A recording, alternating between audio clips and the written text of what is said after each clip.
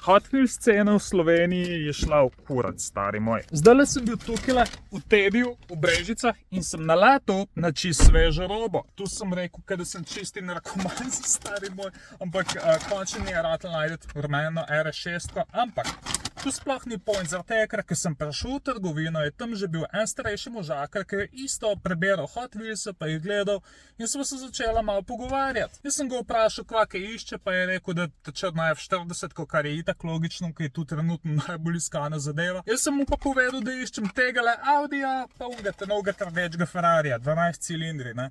In mi dva tam prebere v robo, jaz mu podam še enega F40, ki sem ga slučajno najdel. In jaz vidim, da je on najdel ene par tistih Ferrarijev, ki sem jih iskal. In jih je skril pred mano.